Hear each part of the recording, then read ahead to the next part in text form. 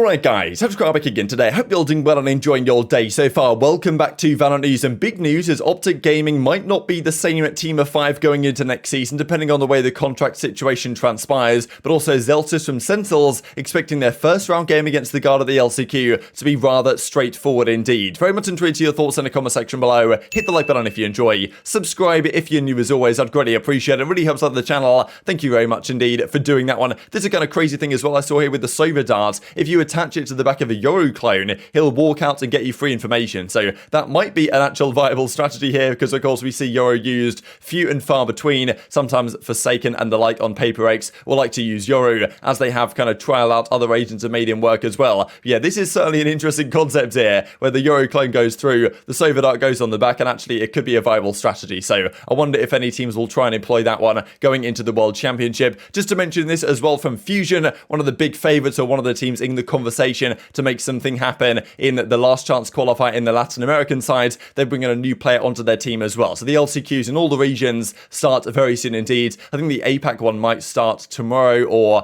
over the coming days. And of course, the North American one starts on August the 4th and it goes through August the 7th. That's the first weekend, and then it finishes off the next weekend. This last chance qualifier is a 2-weekend event. They play a few matches the first weekend, then of course they finish the job after maybe it goes down to the top 4 or something on August the 15th. Wanted to mention from Zeke quickly, right, because he was benched from the Ascends team. They brought Link into their squad. He kind of announces his future plans right here, saying that yes, his chances now, after the LCQ roster lock is over, of playing at the LCQ or at Champions are now over. Crazy for Zeke, really going from MVP last year in 2021 to not even qualifying for a single LAN a few months later. Crazy how Valorant can work out in that way. Abysmal year, but yeah, he believes he's going to be back, and certainly I think when the franchise thing comes into effect, the Partnership League, Zeke will be a big name free agent in potentially many regions. I didn't mention this yesterday, so I thought I'd point it out now, but again, as Valor League says, apparently emotes are in the works. Like, I mean, here's Jet doing something or other. It's like a Fortnite-esque emote here. I guess they can kind of do this as well in League of Legends, so it's probably about time that they're actually going to add this type of stuff. But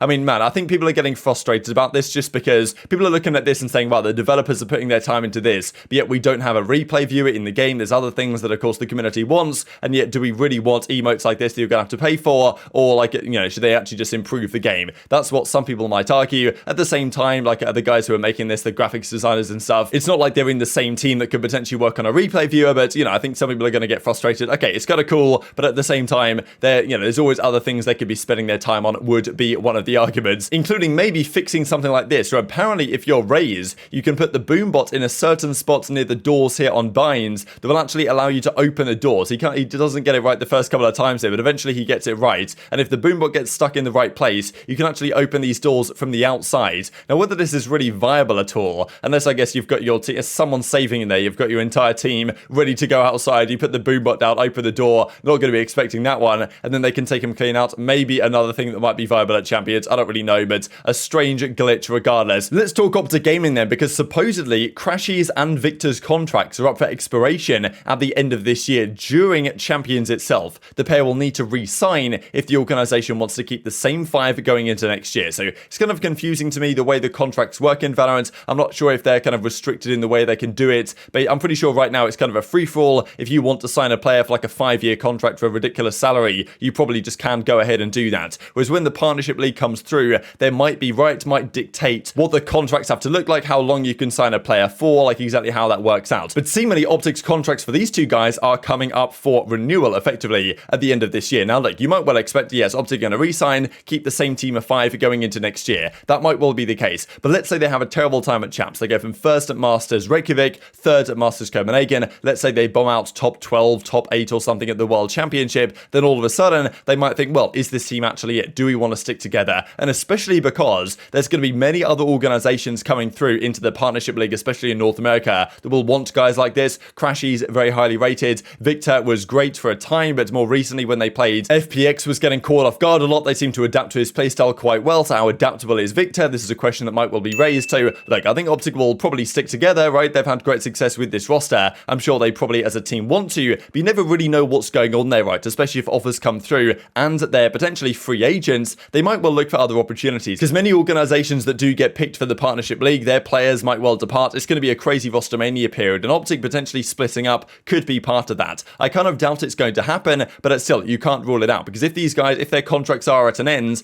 they're not necessarily necessarily going to be too keen to re-sign immediately, just because they don't know yet, at least, if OpTic actually are confirmed into the partnership league for next year. You'd imagine that will be the case. It would make perfect sense for that to be true for OpTic and everything, and I believe they do have their kind of monetary backing and the financials to make sense of that for Riot. But if the players are kind of in the dark, they're not exactly going to re-sign with OpTic, not knowing they're going to be there for next season, especially when they might be looking at other offers depending on their result at Champions, right? If they do well at Champions, you'd imagine they stick together as a 5, but, you know, we've seen last year's World Championship winners ascends not many months later, split up quite quickly because they weren't having the results. And that's something that can well happen when a team does have success, does win, and then they fail to win the next couple of attempts. Then all of a sudden it's like, well, okay, what changed? Why can't we win again? Are we going to have to make some sort of move to try and get back to that point? These questions start to arise, especially if they are technically free agents and their contracts are at an end. So we'll see if anything happens on this front. For now, George Geddes does describe that the OpTic roster does want to continue with the same players moving forward next year, which of course makes sense for now, but you know, things can change quickly in the esports world. Let's talk Chamber again, because yesterday we mentioned these changes that were being made to him. They've nerfed his utility quite a lot here. His trademark is slow. It is going to slow down a bit. His rendezvous has been nerfed quite significantly, especially the radius size that we looked at, and also his headhunter gets kind of worse. But not everyone agrees that these are actually the correct changes. TenZ does say these are good changes. Character's still kind of insane after this, but much needed change. I shall head to bed happy tonight. But not everyone agrees that this is actually going to nerf Chamber significantly. Some actually say that actually this might be the completely wrong way to go with these updates. Zellsis says here that the two things that are really too powerful about Chamber were his kind of ultimate itself and how powerful it is, and also the headhunter, right, the sheriff, the deagle type thing, how quickly it fires and how quickly it can get pulled out. That was a key concern really, as Zellsis is about to describe that, you know, what you could do if you missed a shot with your AWP, you could immediately pull out your pistol and, you know, finish off the kill anyway. That was a big concern, that it effectively was a get out of jail free card. If you miss your shot, you can pull, you know, the sheriff out, the headhunter straight away from your pocket. So I don't like ordering food. Do you think the nerf is enough? No, I think they nerfed all the wrong things. They needed to nerf his sheriff pullout time, and they needed to nerf the fire rate on his op. Like I think they over nerfed his kit, his utility, to compensate for not nerfing those things. I didn't hear you. Dude. So were these the wrong changes to Chamber? Would you change other things around as well? Zellsis seems to believe exactly that may well be the case. Now let's talk about the last chance qualifier. We'll see the bracket, of course, here in just a second. 100 Thieves, they're getting ready to go. They could be like kind of one of the top 4 favorites maybe for this tournament. Very tough to call, incredibly open. There are a few teams that people expect to rise to the top. FaZe are talked about, NRG are being talked about. Who really knows what you're going to get from Sentinels, right? But we did see just a few days ago that I think it was Zoms said on stream that he does believe that Sentinels have a rather easy bracket compared to what they could have, right? Saying that, look, if Sentinels are actually a good team, as they say they are, and as apparently their scrims have been going rather well, like Shroud seems to be enjoying himself a lot. He was saying just a few days ago that, yes, I'm not going to go anywhere right next season, whatever happens with the LCQ or with Sentinels or with Champions. Like Shroud wants to stay competing for now in professional Valorant, shows probably that things are going rather well there at the LCQ, and I think they're having decent results. I mean, we saw very briefly that scrim they played against FaZe that TenZ leaked when they went up 3-0. Of course, we don't know how the rest of that map went. Could have been a very different story, but it just kind of indicated a bit that Sentinels seem to be getting good results and may well deliver the goods come the LCQ. Whether they can win it, that of course is another question, seems rather unlikely, but they do play the guard in the very first round, and Zellsis believes, as he says here in the replies, it's going to be an easy game. For whom, Mr. Zellsis though, so it doesn't clarify exactly for whom it's going to be an easy game for, but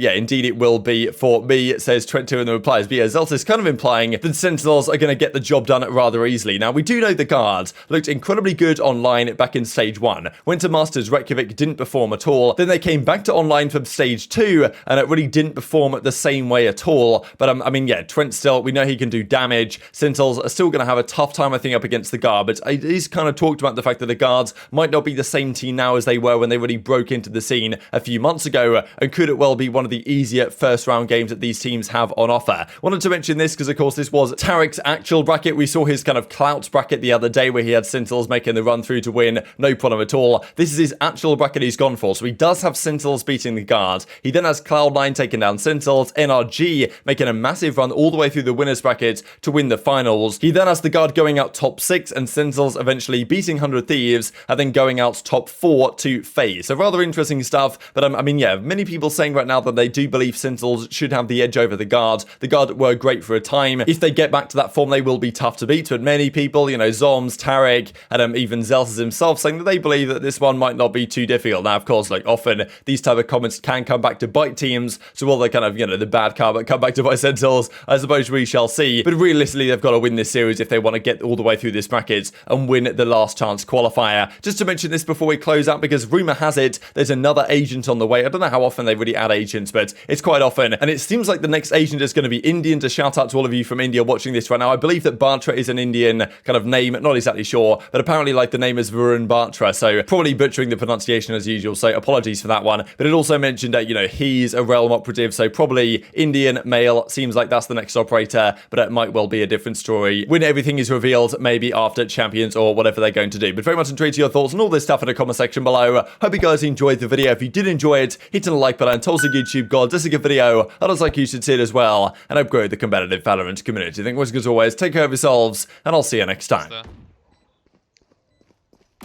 That guy too. You are actually yay.